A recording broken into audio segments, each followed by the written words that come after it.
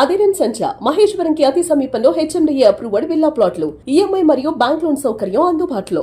వికారాబాద్ జిల్లా కేతిరెడ్డిపల్లికి సంబంధించినటువంటి అడ్వకేట్ స్వప్నాని ఆమె సొంత బ్రదరే కిరాయి హంతకులతో హత్య చేయించారు. ఎందుకు అంటే వాళ్ళిద్దరి మధ్య ఉన్నటువంటి ఆస్తి తగాదాలు. మాయమైపోతున్నాడమ్మా మనిషి అన్నవాడు అని చెప్పి అందశ్రీ గారు రాసినటువంటి ఏదైతే గేయం ఉందో దాన్ని మరోసారి మనం గుర్తు చేసుకోవాల్సినటువంటి అవసరం కనిపిస్తుంది. మనిషి అన్నవాడే కాదు, మానవ బంధాలు, సంబంధాలు, మానవత్వం కూడా మంట కలిసిపోతుంది, మాయమైపోతున్నాయి. ఎంత దారుణంగా సొంత చెల్లిని సుపారీ గ్యాంగ్ తో హత్య చేయించారో, అది కూడా అత్యంత కిరాతకంగా. ఒకసారి వాళ్ళ ఫ్రెండ్ లోకేశ్వరి గారు అడ్వకేట్, తను కూడా ఆమె లైవ్ కాల్ అందుబాటులో ఉన్నారు. అసలు ఏం జరిగింది, ఎందుకు ఇంత దారుణానికి సొంత అన్ననే ఒడిగట్టాడు, ఆమె మాటల్లోనే విందాం. నమస్తే అండి లోకేశ్వరి గారు.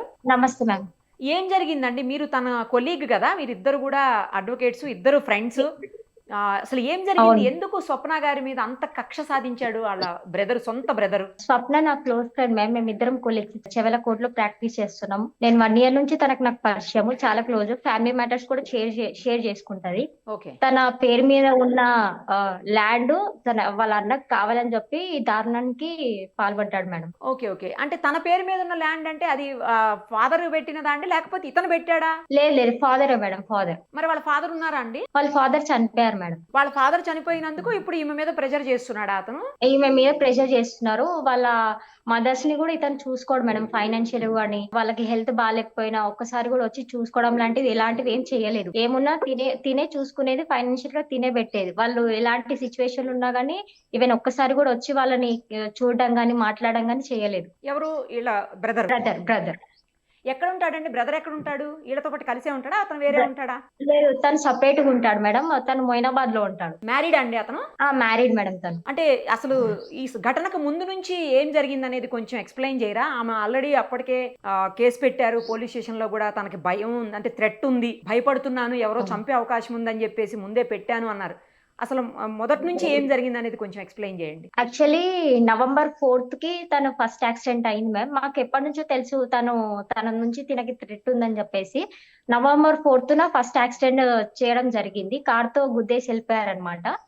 అది ఫస్ట్. అండ్ అప్పుడు కూడా మేము చెవల PS లో కంప్లైంట్ చేసాం, FIR కూడా అయింది, కానీ వాళ్ళు ఎట్లాంటి ఇన్వెస్టిగేషన్ చేయలేదు, మాకు ఎలాంటి ఇన్ఫర్మేషన్ అనేది ఇవ్వలేదు. And second time January 11th రోజు మళ్ళీ ఈవినింగ్ 7:30 కల్లా మళ్ళీ డోజర్ తో తనని మర్డర్ చేయించాలని చెప్పేసి ట్రై చేశాడు. 2 సార్లు అటెంప్ట్స్ అయ్యాయి. ఒకటి చెవల PS, ఒకటి మొయినాబాద్ PS లో కూడా మేము FIR పెట్టాం, కంప్లైంట్ ఇచ్చాం. పర్సనల్ గా DCP సార్ కూడా ఇచ్చాం, కానీ వాళ్ళు ఎలాంటి యాక్షన్ మాత్రం తీసుకోలేదు మేడం. 2 ఘటనల తర్వాత ఏమైంది? ఈమె అడగలేదా ఎప్పుడు కూడాను, నువ్వే చేయిస్తున్నావు నాకు తెలుసు, ఎందుకు చేయిస్తున్నావు అట్లా బ్రదర్ తో మాట్లాడలేదా? చాలా సార్లు అడగడం జరిగింది మేడం. ఇద్దరం కాంప్రమైజ్ అయిద్దామని చెప్పేసి నేను ఎన్నో సార్లు అడిగినా కూడా తను ఒప్పుకోలేదు మేడం. ఎట్లయినా సరే ఏదో ఒక రోజు నేను కంపల్సరీ నేను చంపేస్తానని చెప్పి తను చెప్పాడు మేడం, అందరి ముందునే. ఇప్పుడు అంటే ప్రాపర్టీని మొత్తం ఈమె పేరు మీద పెట్టారా? వాళ్ళ ఫాదర్ లేకపోతే హాఫ్ ఈమెకి, హాఫ్ వాళ్ళ బ్రదర్ అట్లా పెట్టారా? యాక్చువల్లీ 20 acres వరకు వాళ్ళకు ఉండే మేడం. దాంట్లో 15 acres వరకు వాళ్ళ బ్రదర్ కే ఉండే. ఒక 5 acres వీళ్ళ పెద్దమ్మ, అంటే వాళ్ళ నాన్నకి 2 wives. వాళ్ళ పెద్దమ్మకి పిల్లలు లేక వాళ్ళ పెద్ద వైఫ్ కి ఇచ్చారనమాట. ఈ బ్రదర్ ఎవరైతే ఉన్నారో వాళ్ళ పెద్దమ్మని ఎవరికి తెలియకుండా తీసుకెళ్లి నీకు వేలు చేయిస్తాను, గోల్డ్ చేయిస్తానని మాయమాటలు చెప్పి తన పేరు మీద ఉన్న ల్యాండ్ ఇతను చేసుకున్నాడు. తినకి 1 month తర్వాత ఈ అమ్మాయికి స్వప్న అనే అడ్వకేట్ కి తెలిసిన తర్వాత RDO MRO సార్ దగ్గరికి వెళ్ళి, MLA సార్ వాళ్ళ అందరి దగ్గరికి వెళ్ళి రిక్వెస్ట్ చేసి ఇట్లా చేయడం జరిగింది సార్, మీరు న్యాయం చేయండి అంటే అక్కడ ఉన్న MRO RDO వాళ్ళందరూ మళ్ళీ తన పేరు మీద నుంచి వాళ్ళ అమ్మ పేరుకి చేయడం జరిగింది. అక్కడ వాళ్ళ ఊరు ప్రజలు ఏమన్నారంటే, ఎప్పుడు మీ అమ్మ వాళ్ళ పేరు మీద ఎప్పుడు ఉన్నా కానీ మీ వాళ్ళ బ్రదర్ ఇలాగే చేస్తారు, బెటర్ నీ పైన చేసుకో అని చెప్పి ఊరు పెద్ద మనుషులందరూ కలిసి తిన పేరు మీద చేయడం జరిగింది మేడం. ఆ ల్యాండ్ ఎంత అండి? అది 3 acres ఉంటది మేడం. 3 acres 20-30 గుంటాస్ ఉంటది. ఇప్పుడు తన దగ్గర ఉన్న ల్యాండ్ కూడా తనకి ఆల్రెడీ 9 acres వరకు ఉంది మేడం. అంతున్నా కూడా తన దగ్గర ఉన్న ల్యాండ్ కావాలని చెప్పేసి తను ఈ దారుణానికి పాల్పడ్డాడు మేడం. మరి ఇప్పుడు ఈమె దగ్గరే తక్కువ ఉంది కదా, నిజానికి అతని దగ్గరే ఎక్కువ ఉంది కదా అసలు. కానీ ఇది కూడా అతనికి కావాలని చెప్పేసి ఇదంతా చేశారు మేడం. వాళ్ళ మదర్ అండి, వాళ్ళ మదర్ వాళ్ళ మదర్ పేరుతో ఏం లేదు. వాళ్ళ మదర్ హౌస్ వైఫ్. తను చాలా ఓల్డ్ ఏజ్ ఆమె. తనకేం చేత కాదు, మొత్తం తినే చూసుకునేది. వాళ్ళకి హెల్త్ ఇష్యూస్ అయినా వాట్ ఎవర్ ఏదైనా పెద్దమ్మని వీళ్ళ మదర్ని ఇద్దరిని కూడా ఈవిడే చూసుకునేవాళ్ళు, స్వప్నాని. ఈమెనే చూసుకునేది. వాళ్ళన్న ఎప్పుడు కూడా వచ్చి చూడడం గానీ చేయడం గానీ ఇలాంటివి ఏం జరగలేదు మేడం. ఆ రోజు ఏం జరిగిందండి? తను కోర్టుకు వచ్చారా అసలు? ఆ రోజు రాలేదా? కోర్టుకే రాలేదా? కోర్టుకే రాలేదు madam. Actually land 1 acre land అమ్మి తను మ్యారేజ్ చేసుకుందామని అనుకుంది.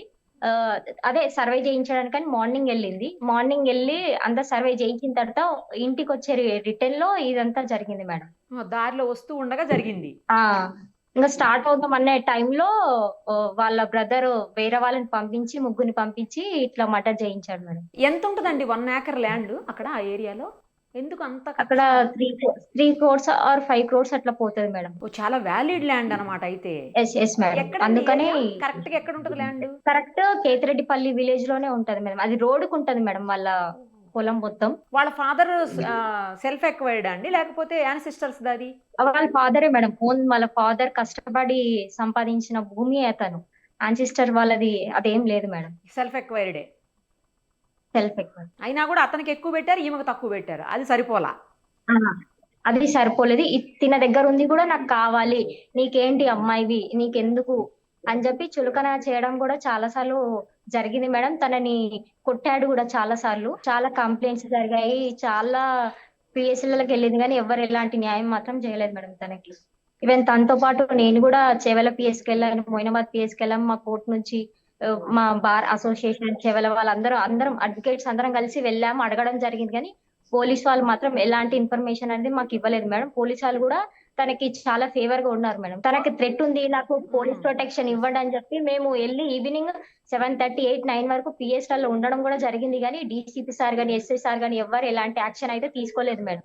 ఒకవేళ వాళ్ళు ఆ రోజు యాక్షన్ తీసుకుని ఉంటే ఈ రోజు స్వప్న ప్రాణాలతో ఉండేది మేడం. ఈవెన్ ల్యాండ్ పోయినా గానీ పెద్ద మనుషుల సమక్షంలో కూర్చొని మాట్లాడినా ల్యాండ్ పోయినా తన ప్రాణాలతో మిగిలి ఉండేది. ఫస్ట్ వాళ్ళు ఆమె ఎప్పుడైతే 2 సార్లు అటెంప్ట్స్ అయినాయి మీద అప్పుడే కంప్లైంట్ చేసింది కదా, ఆ టైంలో యాక్చువల్లీ ఇన్వెస్టిగేషన్ అనేది చెయ్యలేదు మేడం. కాల్ చేసి అడగడం గానీ, కాల్ చేసి రమ్మడం గానీ ఏం జరగలేదు. అసలు పిఎస్ కి కూడా వాళ్ళని పిలిపించలేదు మేడం ఈ పోలీస్ వాళ్ళు. కాల్లోనే చుట్టాలకు ఫోన్ చేసి మాట్లాడినట్టు మాట్లాడారు కానీ తనని పిలిచి ఇన్వెస్టిగేషన్ అనేది ఆన్ రికార్డ్ కెమెరా అనేది ఏం చెయ్యలేదు మేడం. అసలు పోలీస్ వాళ్ళు మొత్తం ఎవరైతే హంతకుడు ఉన్నాడో తనకి చాలా ఫేవర్ గా ఉన్నారు మేడం. అతను ఏం చేస్తాడండి? అతను రియల్ ఎస్టేట్ చేస్తారంట మేడం. వీళ్ళిద్దరు ఓన్ బ్రదర్సే కదా, ఓన్ సిస్టర్ బ్రదరే కదా, అంటే ఓన్ బ్రదరే కదా ఇతను? లేకపోతే ఇద్దరు వాళ్ళ నాన్నగారికి 2 వైఫ్లు అన్నారు కదా, అందుకని డౌట్ వచ్చింది నాకు. అవును లేదు own sister madam. Own sister. ఒక తల్లికి పుట్టిన వాళ్ళ వీళ్ళు. ఒక తల్లికి పుట్టిన వాళ్ళు. ఎందుకు ఇంత దారుణంగా, ఇంత కక్షణమో డబ్బు కోసం, ఆస్తి కోసం ఇంత ఘోరంగా ప్రవర్తిస్తారా అండి లోకేశ్వరి గారు? నాకు అసలు అర్థం కావట్లేదు. నిజమే మీరన్నట్లు పెద్ద మనుషుల్లో కూర్చొని ఏమన్నా చూస్తుంటే, అంటే మాట్లాడుకుంటే ఆస్తి పోయేదేమో. కనీసం స్వప్న అట్లా చాలా సార్లు ట్రై చేసింది మేడం ఈ అమ్మాయి. చాలా అంటే చాలా సార్లు ట్రై చేసింది. ఎమ్మెల్యే దగ్గరికి వెళ్ళింది, చాలా మంది దగ్గరికి వెళ్ళి మన ఇద్దరం కాంప్రమైజ్ అయి ఉందాము, మంచిగా ఉందామని చెప్పి తిను చాలా రిక్వెస్ట్ చేసింది. కానీ లేదు, నీ దగ్గర ఏం ఉండదు, నువ్వు చనిపోవాలని చెప్పి తను మెంటల్ గా ఫిక్స్ అయిపోయాడు మేడం. నీ దగ్గర ₹1 కూడా ఉండదు, నీకేం తగ్గొద్దు, నువ్వు ఆడపిల్లవు, నువ్వు వెళ్ళి ఎక్కడైనా చచ్చిపో అన్నట్టు మాట్లాడేవాడు మేడం. చాలా చులకనగా చేసి మాట్లాడేవాడు వాడు. చాలా దారుణం అండి. పోలీసులు గనక కరెక్ట్ గా యాక్షన్ తీసుకొని ఉంటే ఇవాళ ఆవిడ ప్రాణాలతో ఉండేది. కనీసం అట్లీస్ట్ ఇప్పటికైనా సరే పోలీసులు సరైన రీతిలో స్పందించి ఖచ్చితంగా ఏం జరగాలో అది జరిగితే కోర్టులో న్యాయం అనేది ఈమెకైతే 100% దొరుకుతుందని చెప్పి ఆశిస్తామండి. మీరందరూ బాయ్కాట్ చేసి అంటే కోర్టుని బాయ్కాట్ చేసినట్టున్నారు. మీరంతా బాయ్కాట్ చేసి బయట ధర్నా చేస్తున్నట్టున్నారు. మేము ఒక 8 days 9 days వరకు బాయ్కాట్ చేస్తున్నాము తనకు న్యాయం జరగాలని చెప్పి. ఎందుకంటే పోలీస్ వాళ్ళు కూడా వాళ్ళకి ఫేవర్ గా ఉన్నారు కదా మేడం. అదేలేండి. సో అందుకని బాయ్కాట్ చేయాలని చెప్పి మేము నిర్ణయించుకున్నాము. ఈ రోజు నుంచి బాయ్కాట్ చేయడం జరుగుతుంది మేడం. రవీంద్ర గారు, మీకు కూడా కొలీగ్ ఏమో కదా స్వప్న, ఏం జరిగిందండి? స్వప్న గారు ఇంతకు ముందు కూడా గతంలో 2-3 సార్లు ఇష్యూ అయినప్పుడు వెళ్ళి ఆమె అటెంప్ట్ మర్డర్ కేసు పెట్టారని చెప్పి దాని మీద ఏ మాత్రం యాక్షన్ లేదు అని, అందుకే ఈ రోజు స్వప్న బ్రతికలేరు అని చెప్పేసి ఆవేదన పడుతున్నారు లోకేశ్వరి గారు. అయితే ఇది వరకు ఈ 3 నెలల క్రమంలోనే 2 సార్లు యాక్సిడెంట్ జరిగింది మేడం. అయితే అక్కడ ఎఫ్ఐఆర్ కంప్లైంట్ చేస్తే వాళ్ళు ఎట్లాంటి ఇన్వెస్టిగేషన్ చేయలేదు. అయితే మా ఫ్రెండ్ వాళ్ళు ఎవరైతే ఉన్నారో బార్ అసోసియేషన్ ప్రెసిడెంట్ జగన్ గారితో డీసీపీ కాల్ చేయించి డీసీపీ త్రూగా కూడా మళ్ళీ ఆయనకు కూడా రిటర్న్ గా ఇస్తే డీసీపీ గారు కూడా ఎట్లాంటి యాక్షన్స్ లేదు మేడం అక్కడ. ఈ క్రమంలో ఏమైందంటే ఈ థర్డ్ అటెంప్ట్ లో వాళ్ళు సక్సెస్ అయ్యారు మేడం.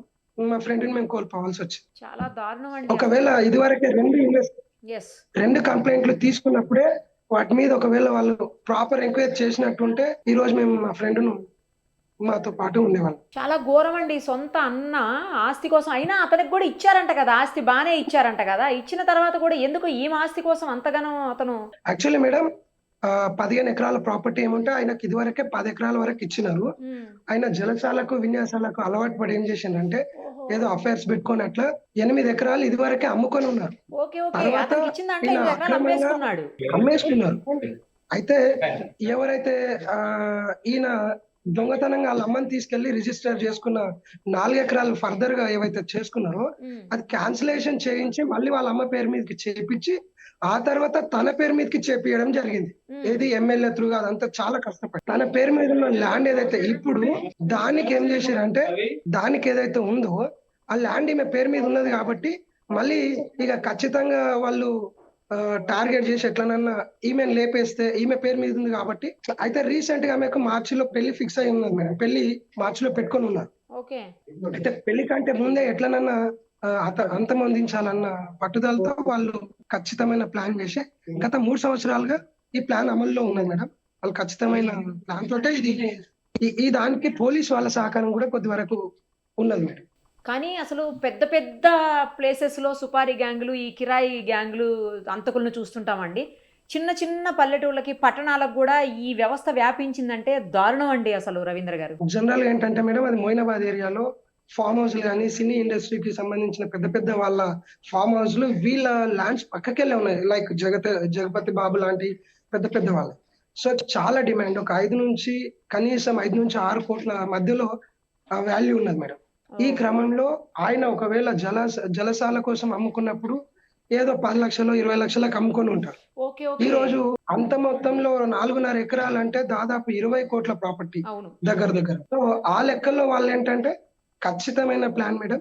తను 3 సంవత్సరాలుగా మాతోనే ప్రాక్టీస్ చేస్తుంది, మాతోనే ఉంటున్నారు. మేము చాలా చక్కగా పని చేసుకునేటోళ్ళం. ఇండిపెండెంట్ గా కూడా మేము ప్రాక్టీస్ చేస్తున్నాం. మేము ఆఫీసు స్టార్ట్ చేసే క్రమంలో ఇలాంటి దురదృష్టవశాత్తుగా మేము కోల్పోవడం జరిగింది. ఇప్పటికైనా సరే పోలీసులు స్పందించి సరిగ్గా మనకి ఛార్జ్ షీట్ అది ఫైల్ చేసి 100% నేరస్తులకు శిక్ష పడేలాగా చేస్తారని చెప్పేసి ఆశిద్దామండి. పోతున్నాం మేడం. ఇప్పుడు కూడా డీసీపీ ఆఫీస్ ముట్టడికి వెళ్తున్నాం. నిన్న కూడా డీసీపీ గారు చాక్ తో గొంతుకొచ్చిరని మేము చెప్తే డీసీపీ ఆఫీస్ లో 100 మంది సమక్షంలో రాయితో కొట్టిరంట అని మాట్లాడతారు. తాళం తీయమని చెప్పేస్తే లాక్కునే క్రమంలో ఏదో తగిలి కింద పడి గొంతు గీరకపోయింది అనే క్రమంలో మాట్లాడతారు. పోస్ట్ మార్టం రిపోర్ట్ వస్తుంది కదండి, అది రాయి గీరుకుపోయిందా లేకపోతే కావాలని చెప్పేసి కోసారా తెలుస్తుంది కదా. అది రాకముందే వాళ్ళు చాలా ప్రీ ప్లాన్ గా చాలా పోలీసు వాళ్ళు కూడా ఎక్కువ మొత్తంలో సహకరించినట్టుగా ఉన్నాయి. పోలీసు వాళ్ళ మీద కూడా మాకు ఖచ్చితమైన ఆందోళన ఉన్నాయి. మా ఫ్రెండ్ మీరు పై స్థాయి అధికారులను కలవండి. కింది స్థాయిలో జరగొచ్చేమో కానీ పై స్థాయిలో అలా జరగదు కాబట్టి పై స్థాయి అధికారులను కలవండి. అప్పుడైతే మీకు ఖచ్చితంగా న్యాయం జరుగుతుంది. అమ్మాయికి మేడం మేము ఒక ఎజెండా పాస్ చేసుకుంటున్నాం. మా పెద్దోళ్ళు కూడా మా మూకుమ్మడిగా 100-150 మంది మేము అందరం కూడా ఇప్పుడు కార్యాచరణ రూపొందించుకుంటున్నాం. 1 వీక్ 5 to 13 వరకు మేము ఒక బైకాట్ అయితే తీసుకున్నాం. ఈ క్రమంలో రోజుల వారీగా సకల బార్ల నుంచి మేము పిలుచుకొని ఒక ఎజెండా పాస్ చేసుకుని మేము ఖచ్చితంగా అప్రోచ్ అవుతాం మేడం. మీరు సైబరాబాద్ లిమిట్స్ వస్తుందా అండి? సైబరాబాద్ వస్తుంది. ఫ్యూచర్ సిటీ అయింది ఇక్కడ. ఫ్యూచర్ సిటీకి వస్తుందా మీది? ఓకే. ఇంత ముందు సైబరాబాద్ ఉండిందేమో, ఇప్పుడు ఫ్యూచర్ సిటీకి వెళ్ళింది. ఓకే. సరే అండి, తనకి న్యాయం జరగాలి అని హంతకులకి అలాగే నేరస్తులకి కఠినమైన శిక్షలు కోర్టు పరంగా న్యాయపరంగా పడాలని చెప్పేసి ఆశిస్తున్నానండి. థ్యాంక్స్ అండి. Thank you so much. ధన్యవాదాలు.